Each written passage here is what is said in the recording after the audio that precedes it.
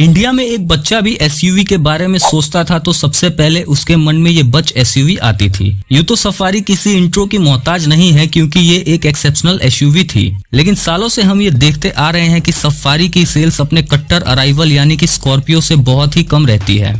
जैसे कि हम इन दोनों की सेल्स को कंपेयर करें तो टाटा सफारी की सेल्स स्कॉर्पियो की सेल्स से 3 से 4 गुना ज्यादा कम रहती थी। इसका सबसे बड़ा रीजन माना जाता है सफारी की खराब रिलायबिलिटी को। सफारी की रिलायबिलिटी इतनी ज्यादा क्वेश्चनेबल थी कि इसे सफेद हाथी का टैग मिला हुआ था, यानी कि ऐसी गाड़ी जो हमेशा डिमांड करती रहती थी। लेकिन इसके बावजूद भी इंडियन आर्मी ने अपने ऑल टेरेन ट्रांसपोर्ट व्हीकल के रूप में स्कॉर्पियो की जगह सफारी स्टॉर्म को चूज किया। और सफारी अकेली ऐसी गाड़ी नहीं थी जिसे इंडियन आर्मी ने आंख बंद करके चूज कर लिया था, बल्कि इस टेंडर में फोर्ड, टोयोटा, होंडा और महिंद्रा जैसी 15 डोमेस्टिक इंटरनेशनल कंपनियों ने पार्ट लिया था। बट इनिशियल डिस्कशन के बाद सिर्फ 2 डोमेस्टिक कंपनी यानी कि महिंद्रा और टाटा ही लास्ट राउंड तक पहुंच पाई, और इन दोनों में भी टाटा सफारी वो गाड़ी बनी जो एक्चुअली में आर्मी में अपनी जगह बना पाई। तो इंडियन आर्मी जिन्हें गाड़ियों को लेकर दुनिया के सबसे खतरनाक रास्तों पर जाना होता है, ऐसे रास्ते जिन्हें रोड भी नहीं कहा जा सकता है, ऐसी जगह है जहाँ बैक्टीरिया के लिए भी जिंदा रहना मुश्किल है। तो आर्मी ने उस काम के लिए ऐसी गाड़ी को चूज क्यों किया जिसको लेकर जनरल पब्लिक में अनरिलायबल होने का धब्बा लगा हुआ था। आज हम इस वीडियो में इन्हीं सब बातों पर चर्चा करेंगे और जानेंगे कि Tata Safari low power gas guzzler से एक बहुत ही ज्यादा पावरफुल और कैपेबल एसयूवी बन पाई, क्यों सेल्स के मामले में वो स्कॉर्पियो को बीट नहीं कर पाई and at the end Tata Safari Storm को डिसकंटिन्यू करना पड़ा, और सबसे ज्यादा जरूरी बात कैसे टाटा सफारी स्टॉर्म को इंडिया की सबसे खतरनाक टेरेन और वेदर कंडीशन में टेस्ट किया गया और कैसे इनको वो पास कर पाई। लेकिन हम इसकी शुरुआत करेंगे लेट 1990 से, जब टाटा के पास टाटा की सिएरा और टाटा सूमो जैसी एसयूवी हुआ करती थी। टाटा सूमो 1994 में लॉन्च की गई थी।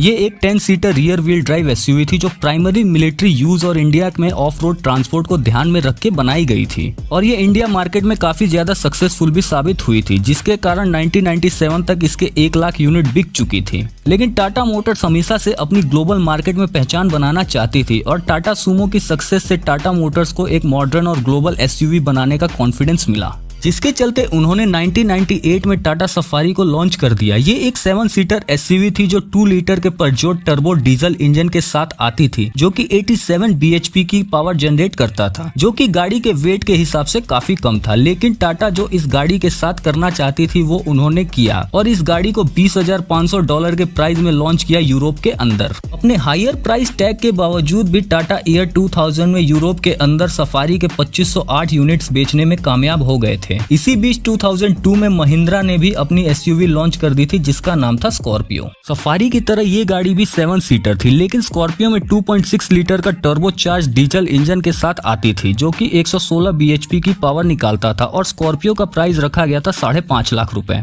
अब इंडिया के लोगों के सामने सफारी से 25% ज्यादा पावरफुल एसयूवी 3 लाख रुपए कम दाम में अवेलेबल थी, जिसके कारण कस्टमर्स ने सफारी को छोड़कर स्कॉर्पियो की तरफ मूव करना शुरू कर दिया था। और इसी वजह से अपनी सेल्स को बचाने के लिए टाटा ने 2005 में अपनी सफारी के इंजन को और भी ज्यादा पावरफुल बनाने का डिसीजन लिया, और उन्होंने इंडियन मार्केट के अंदर 3 litre common rail diesel decor engine को मार्केट में लेकर आए, जो 116 हॉर्स पावर निकालता था और ये यूरो 3 एमिशंस को मैच करता था। लेकिन जनवरी 2006 में यूरोप के अंदर यूरो 4 एमिशन नॉर्म्स लॉन्च होने वाले थे, और इसी के चलते टाटा ने यूरोपियन मार्केट के अंदर 2.2 लीटर का डाइकोर इंजन को इंट्रोड्यूस किया। ये इंजन पुराने वाले इंजन से छोटा जरूर था, लेकिन 140 bhp की पावर प्रोड्यूस करता था। लेकिन इस इंजन की हॉर्स पावर पुराने वाले इंजन से काफी ज्यादा थी, और इसकी फ्यूल एफिशिएंसी भी अच्छी थी। लेकिन टाटा की सफारी महिंद्रा की स्कॉर्पियो से सेल्स के मामले में पीछे ही जा रही थी, और जब महिंद्रा ने 2009 के अंदर अपना फेमस एम हॉग इंजन देना स्टार्ट करा तो टाटा की सफारी को महिंद्रा की स्कॉर्पियो से और भी ज्यादा तगड़ा कंपटीशन मिला। और महिंद्रा का ये इंजन 140 bhp तक की पावर निकालने में केपेबल था, और ये इंजन CRDI टेक्नोलॉजी पर बेस्ड था, जिसके चलते इस इंजन की रिफाइनमेंट और फ्यूल एफिशिएंसी और भी ज्यादा बेहतर हो गई थी। टाटा ने लगातार बहुत ही ज्यादा कोशिश करी कि वो अपने कंपटीशन से आगे निकल जाएं, लेकिन वो लगातार अपडेट्स लाने के बावजूद भी ऐसा करने में नाकामयाब हो रहे थे। और अगर सेल्स के ही हिसाब से देखा जाए तो स्कॉर्पियो बहुत ही ज्यादा आगे निकल गई थी। जैसे कि फाइनेंशियल ईयर 2011-12 में स्कॉर्पियो की सेल्स 50,000 हुई थी और सफारी की सेल्स सिर्फ 16,000 हुई थी। आखिर सफारी स्कॉर्पियो से हमेशा पीछे क्यों रहती थी? इवन टाटा ने सफारी के हर एक एक्सपेक्ट पर काम किया था। टाटा ने सफारी के इंजन को बहुत ज्यादा पावरफुल बना दिया था और इंजन को रिफाइन भी कर दिया था, लेकिन तब भी सफारी स्कॉर्पियो से पीछे ही दिखाई देती थी और ऐसा इसलिए हो रहा था क्योंकि टाटा की सफारी हमेशा ही रिलायबिलिटी इशू से सफर करती थी। टाटा की बहुत कोशिशों के बाद भी वो अपने डाइकॉर में से रिलायबिलिटी इशू को निकाल नहीं पाए और इसी के चलते टाटा ने बिल्कुल नए मॉडल को लॉन्च करने का डिसीजन लिया, यानी कि सफारी स्टॉर्म। सफारी स्टॉर्म में सफारी डाइकॉर के मुकाबले नए front and rear light, new grille, redesign bumper, new tail जैसे 100 से ज्यादा चेंज किए गए थे। इसका बॉडी शेल कम्प्लीटली नया कर दिया गया था और इसमें अपग्रेडेड गियर बॉक्स से लेकर मॉडिफाइड प्लेटफॉर्म तक सब कुछ चेंज कर दिया गया था, लेकिन जो सबसे बड़ा चेंज था वो था इसका इंजन। सफारी स्टॉर्म में डाइकोर इंजन ना देकर इलेक्ट्रॉनिकली कंट्रोल्ड CRDI इंजन दिया गया जो वेरिएबल टरबाइन टेक्नोलॉजी पर बेस्ड था और इसी वजह से ये इंजन 128 bhp की पावर और 320 न्यूटन मीटर का टॉर्क निकाल कर देता था। और बाद में सफारी के अंदर 400 न्यूटन मीटर का टॉर्क निकालने वाला वेरिकोर 400 इंजन भी लॉन्च कर दिया गया जो कि 156 हॉर्स पावर प्रोड्यूस करता था। अब सब कुछ ठीक था, सफारी के अंदर इंजन और दिखने में भी और फीचर्स के मामले में भी पहले से बेहतर थी। लेकिन अब कई सालों तक महिंद्रा स्कॉर्पियो ने जो मार्केट के अंदर अपनी पकड़ बना ली थी उससे जीतना सफारी के लिए काफी ज्यादा मुश्किल होने लगा था। चलो सफारी सेल्स के मामले में तो स्कॉर्पियो को बीट नहीं कर पाई, लेकिन सफारी एक जगह बहुत ही तगड़ी जीत हासिल की। 2016 में टाटा मोटर्स के साथ 3192 यूनिट्स की सफारी स्टॉर्म डिलीवर करने का कॉन्ट्रैक्ट साइन किया। टाटा सफारी के साथ कॉन्ट्रैक्ट साइन करने से पहले इंडियन आर्मी ने टाटा सफारी को स्नो, हाई टेरेन और मर्सी लैंड पर टेस्ट किया था। लेकिन टाटा सफारी अकेली ही नहीं थी जिसने ये सारे टेस्ट अकेले ही पास किए थे, बल्कि महिंद्रा की स्कॉर्पियो ने भी ये सारे टेस्ट पास किए थे, लेकिन आर्मी ने फिर भी टाटा सफारी को ही चुना। अब ऐसा क्यों हुआ उस पे हम आते हैं, लेकिन पहले हमें ये समझना होगा कि आर्मी को इन गाड़ियों की जरूरत ही क्यों पड़ी।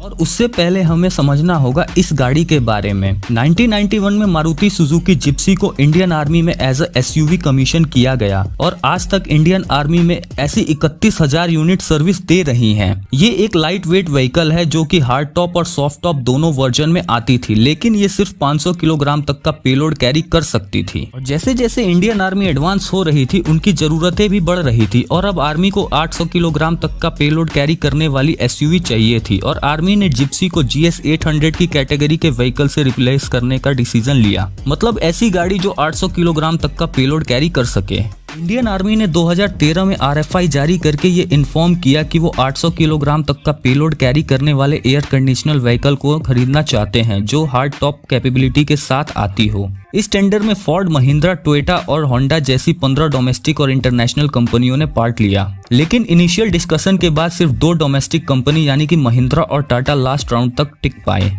दोनों ही गाड़ियों को एडवर्स वेदर कंडीशन में रिजल्ट ट्रायल्स और फील्ड टेस्ट से गुजारा गया। हॉट वेदर के लिए जमशेदपुर और कोल्ड वेदर के लिए नॉर्थर्न सिक्किम में और रेनी सीजन के लिए हाशीमारा में इनके टेस्ट किए गए और दोनों ही व्हीकल ने सभी टेस्ट पास कर लिए। और महिंद्रा और टाटा को फाइनल बिड के लिए इनवाइट किया गया, लेकिन फाइनल बिड में टाटा लोअर बिड की वजह से जीत गई और इंडियन आर्मी के साथ कॉन्ट्रैक्ट साइन किया।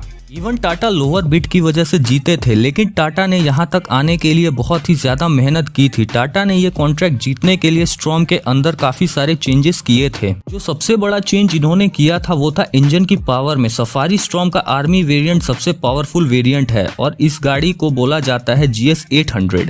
Safari storm GS 800 army colour के साथ आती है। इसके अंदर towing hook, flag hosting mount और 20 लीटर के जेरी कैन कैपेसिटी वाले माउंटिंग के साथ दिए गए थे। अब ये पूरी स्टोरी सुनने के बाद ये चीज तो बहुत ही ज्यादा क्लियर हो जाती है और वो ये कि सफारी आम जनता के बीच में स्कॉर्पियो से नहीं जीत पाई, बट इंडियन आर्मी ने इसे कड़े टेस्ट से गुजारने के बाद अपनाया है। यानी कि सफारी की क्रेडिबिलिटी पर हम बिल्कुल भी शक नहीं कर सकते हैं। बट हाँ, जब तक ये अपनी डिपेंडेबिलिटी में बढ़िया हुई, यानी कि जब तक स्टॉर्म लॉन्च की गई तब तक बहुत देर हो चुकी थी। खैर, अब तो BS6 में अपग्रेड होने का टाइम आ चुका था, तो टाटा ने डिसाइड किया कि टाटा सफारी स्टॉर्म को जनरल पब्लिक के लिए डिसकंटिन्यू कर दिया जाए, क्योंकि इसको BS6 में अपग्रेड करने में जो खर्चा आने वाला था वो इसकी सेल्स को जस्टिफाई नहीं करता था।